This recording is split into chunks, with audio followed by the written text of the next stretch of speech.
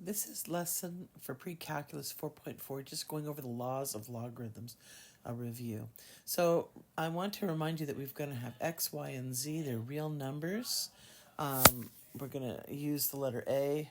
I'm going to use the letter B, actually, most of the time, not A. This is going to be the base. I just realized that I didn't use the letter A. I used the letter B. So we're going to talk about the first rule, which is the product rule. So you're filling out these notes. And again, see, this is where I use the letter B instead of A, because I just like B for base. So the base is always a positive number, and we've got x and y are real numbers. And here we are, they're being multiplied. That's why it's the product rule. The argument can be seen as a product. We can split that up and write that as an addition of a log of the same base. Do not change the base. And then we just add to log base b of y. So this becomes an addition problem. The quotient rule starts off with we have log base b again, but this time our argument can be seen as the division, or like as a fraction of something being divided by something else, so x divided by y. We can then take these two and we can not divide it, but look at this problem as a subtraction problem, and it's log base b of x minus log base b of y.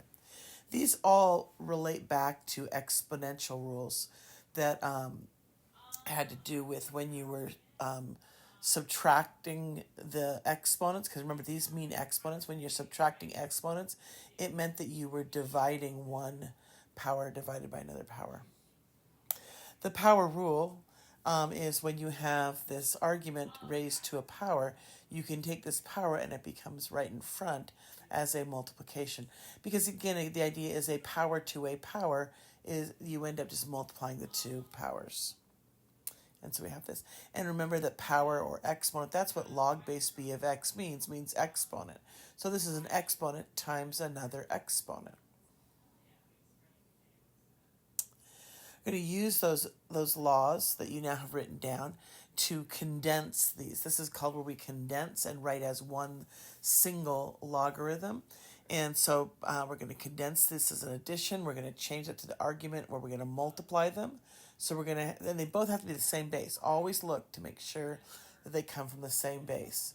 So we're going to multiply those two arguments, 2 times 32, all with the same base of 4. That base does not change. And 2 times 32 is 64. Well, this is asking 4 to the what power is 64? What's my exponent? My exponent is 3. This next one, there's a subtraction, so we can divide our arguments, so long as they both have the same base. And they do. It's both base 2. So we're going to divide our arguments. 80 divided by 5, which is 16. And this is, again, what's my exponent? 2 to the what power is 16? 2 to the 4th power. And here we've got a product of this piece right here times this exponent. So we can write that by just taking that 1/4. I can leave the negative in front. I'm just going to take the number and bring that as a power of the argument. So 81 to the 1/4 power. But if we think about the 1/4 power means the 4th root. Well, the 4th root of 81 happens to be 3. So this is negative log base 3 of 3. 3 to the what power is 3? Well, that would be 1. So this is 1 with a negative in front, and we have negative 1. In these three, we're going to expand the expression. So we're going to write them we either see the product or the quotient or the power rule or some mixture of the two. This one here is a product, 6 times x. So I can split that up into the addition of two different logs, both the same base 2, but it's log base 2 of 6 plus log base 2 of 8. We're going to look at this next one again as a product, x to the 3rd times x to the 6th. So we're going to add our two logs. But then we notice we have a power to a power rule. And so this log base 5 of x is a power, an exponent, raised to another exponent. So we just multiply that out. So we just have 3 times log base 5 of x. plus 6 times log base 5 of y.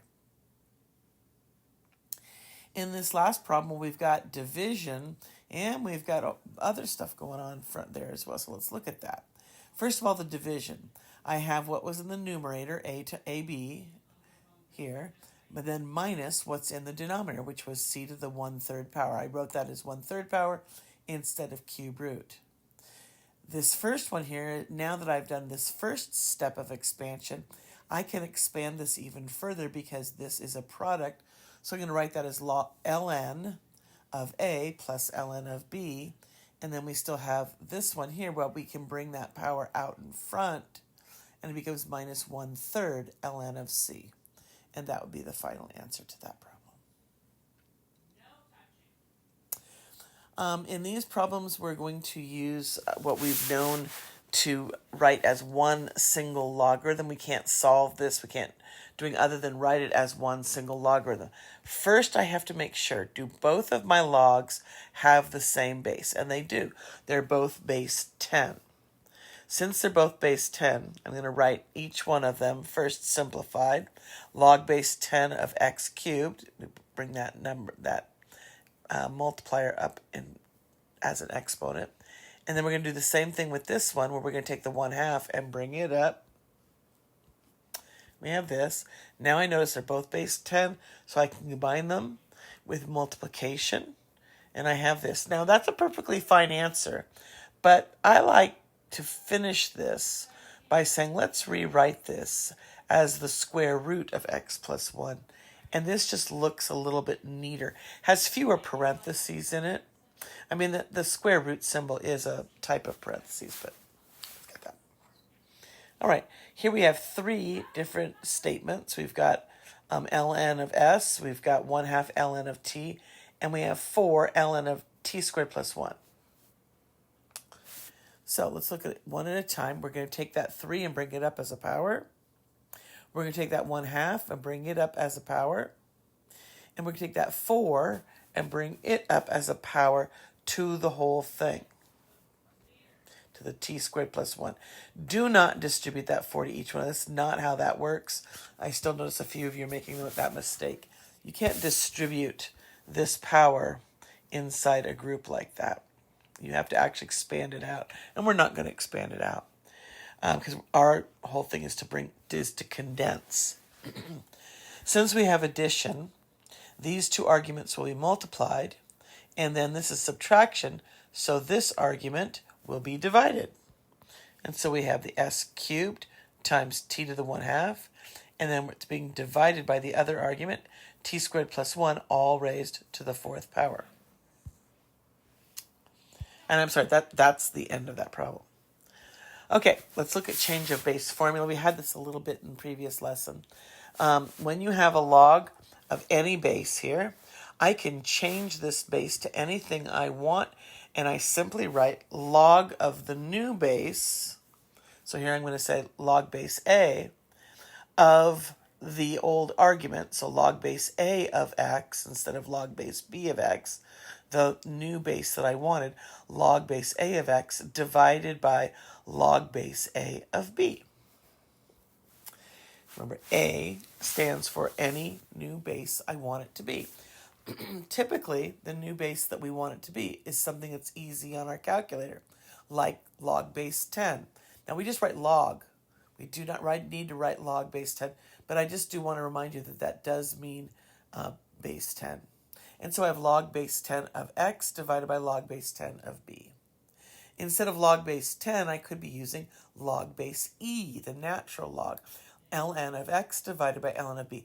This one, to me, is the one that I will write the most often. It just seems nice and neat to write that. So I like using ln, the natural log, in my change of base. So here we're going to take a problem and we're going to write it with 3 different bases. This first starts off with base 8. So to rewrite that as base 7, we have log base 7 of the argument 5 divided by log base 7 of the old base. In base 10, well, I don't need to write the 10. I just write log of 5. That means log base 10 of 5 divided by log base 10 of 8. And here, my favorite one, I'm going to write it with the natural log, which is just ln of 5 divided by ln of 8. Now, there is a way to plug this in on your calculator. There is a feature under the Math button that allows you to write log of any base. So you should play with your calculator and find that button. When you find that button, that key, I want you to push it and type in log base 8 of 5 into your calculator and see what you get. Well, when you plug it in, you end up getting 0.77398. Now I want you to take your calculator and you're going to pause the video and I want you to plug in this. I want you to plug in log base 7 of 5 divided by log base 7 of 8. Use that feature on your calculator to do this problem. Okay, now you've tried it. You should have noticed you got the same exact value as this previous one. And here we can just use our log button because the log button on our calculator is log base 10. So hit log of 5 divided by log of 8. Your calculator is going to need parentheses. Look at your calculator carefully. And you plug this in and you will get the same decimal answer. And lastly, try the ln button on your calculator and do ln of 5 divided by ln of 8 using parentheses appropriately, and you will get the next answer. Okay, so these are the rules and the laws of logarithms that should be a refresher from previous courses, but go back through them. You really need to know them well. For the rest of the class period, I want you to work on this handout that has these problems. Do all of them, and just those problems and then post them to Google Classroom. When you're done with this and you have posted it to Google Classroom, then move on to your homework, okay?